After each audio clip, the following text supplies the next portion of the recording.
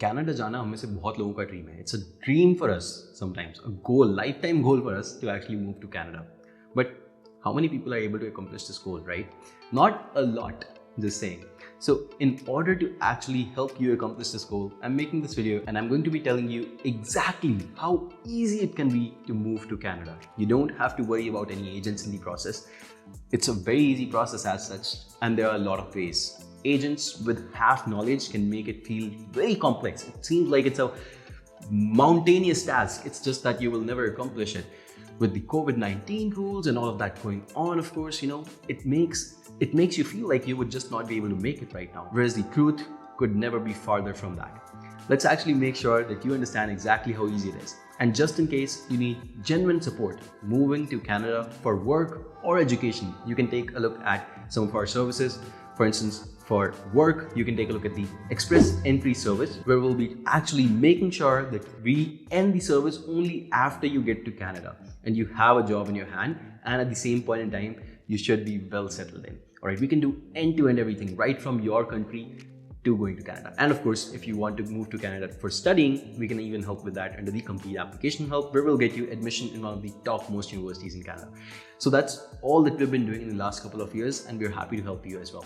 Now let's move forward to the top 10 ways as to how you can actually move to Canada. And let me actually tell you how simple it can be. There's a lot of methodologies out there because Canada is always introducing newer and newer schemes to attract more and more immigrants. First, let's talk about the very common streams over here, and I'm sure you would know. Number one is the Express Entry scheme. Now, this video is not about Express Entry, but there could certainly well be one because it's a very deep topic over here. But the summary would be that you immigrate as a skilled worker to go to Canada to work, essentially. All right, so you go over there to work. To be able to actually go for this scheme, you have to cross a threshold. It's called a CRS score, and you have to basically get more than a particular number of points to actually be able to go. Now this particular number keeps on changing. That's why I'm not able to give you an exact number over here. But yes, once your CRS score is good enough, you can actually move to Canada for work. By the way, Express Entry schemes have both of these. You can move with or without a job offer.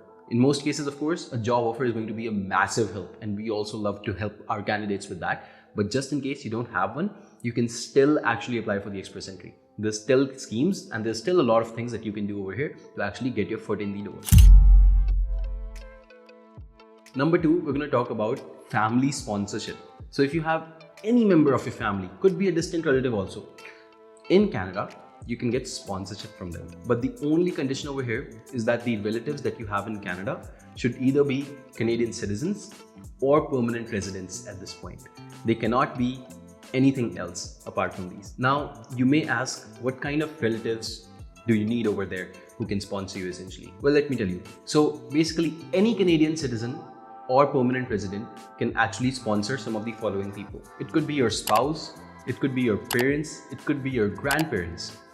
Well, if you are in Canada as a permanent resident or a citizen, you can also have children who you're sponsoring, adopted children also, by the way, and even other relatives. So it really is a very broad classification. Like I said, even if you have far off distant relatives, you can request them to sponsor you, and that is very well possible.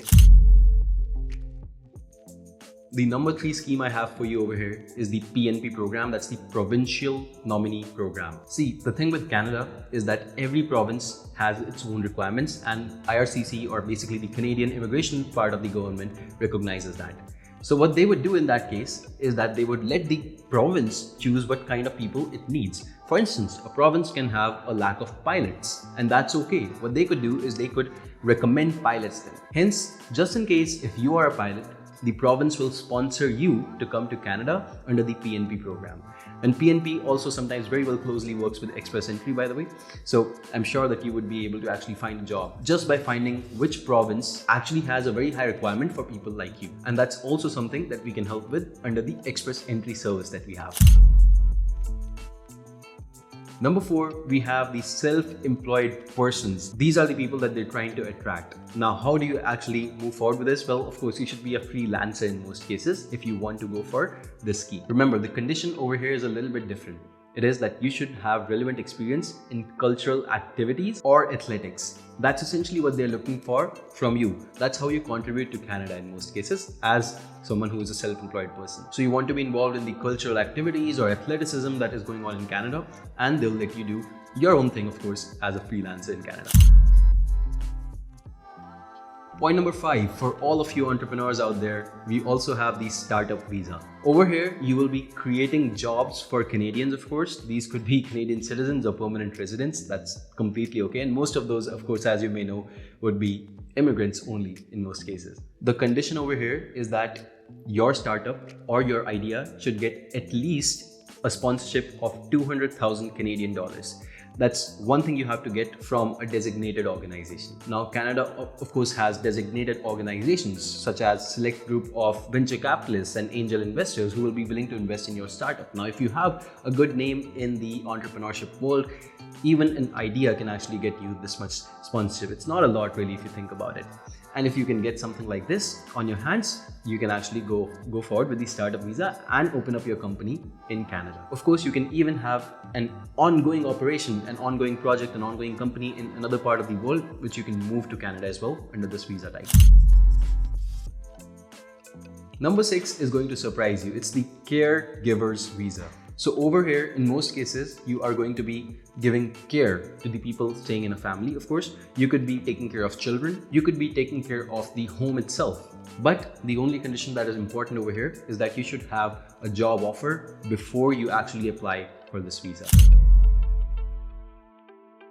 Point number 4 is the Atlantic Immigration Program. If you can see in this image, we have 4 Atlantic provinces. Now, these Atlantic provinces are the ones which again face a lack of immigrants, and of course employers need people to work, jobs, right? So they need more and more immigrants to actually take up those jobs, and that's why this program is so special. If you want to land up in one of these 4 Atlantic provinces, in that case you're in luck because you can apply for the Atlantic Immigration Program in Canada. Remember, you must first get a job offer from a designated employer in one of these 4 provinces, because this is still an employer-driven program. What that means is that employers have a requirement of more and more immigrants over there, and that's why this program was started. Point number 8 is the Quebec Selected Skilled Worker Program. What that essentially means is that you will be staying in Quebec, of course, the province of Quebec, which is very famous for being a little bit different from the entire Canada. They like to do things their own way. So what you'll be doing, of course, is you'll be staying and working in Quebec if you're selected for this one. To be eligible for this program, you have to first apply to Quebec, and you have to get a Quebec selection certificate first. So basically, Quebec itself as a province should want you there first off. There's a way to apply to them, by the way, and we can actually help you with that as well. And by the way, after you get the Quebec selection certificate, you can then move on to applying to the IRCC. And Quebec is of course sponsoring you, so your selection at the IRCC terminal, of course, is as good as guaranteed. Point number 9 is the student visa route. Now, this is also not the most straightforward route, but it works, and it's worked for hundreds of thousands of people. In fact, thousands of people we also send that it works for, and we know them personally as well. So what you do over here is essentially, first off, you apply and study in a PGWP enabled institution. PGWP basically just stands for Postgraduate Work Permit. That means that after studying at this university, you will get to work in Canada legally. That's really all that means. Some DLIs, or basically some universities, actually allow that because they have that permission from the government. Some universities which are not so well ranked, and basically some colleges also, they do not have the permission to give you that PGWP certificate. With us, of course, you can always expect decent ones only. Then in most cases, you will always have access to working in Canada temporarily at least. After you have started working over there, you can actually file your application for the recent International Graduate Scheme. Now, this usually has 40,000 seats. And if you're from the field of medicine, you have even more seats. And if you know French, you have even more seats. So there's a lot of diversity going on, but yeah, 40,000 seats as a minimum there are. You can apply for the stream over there as well, and Canada will actually accept your application. Now, what happens in most cases is that these 40,000 seats go away very, very quickly. Hence, you may not be able to apply over here. For a backup, you always have the express entry or the PNP schemes, which you can always use, and wherein you will always have very good CRS scores if you've already studied in Canada. That means that either way, once you study over there, it's as good as a guarantee that you'll be able to settle down and make a life in Canada. Next, we're going to be talking about one of the very new programs. It's a pilot program. Pilot basically means it's being tested out right now. It's a new program and it's called Rural and Northern Immigration Pilot. Now remember when we talked about employer-driven programs where employers had the requirement and that's how that program was started? This one is a community-driven program.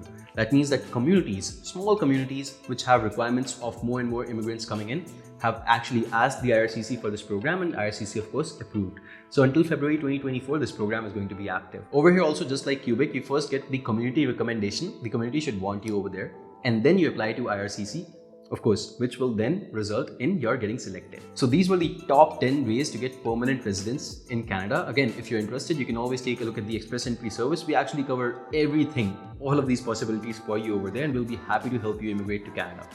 If you have any more questions, feel free to reach out to me on my WhatsApp number. It's going to be in the description, of course. And as always, make sure that you subscribe to the YouTube channel for more such content and a lot more just like this one on our Instagram as well. Goodbye and take care until next time.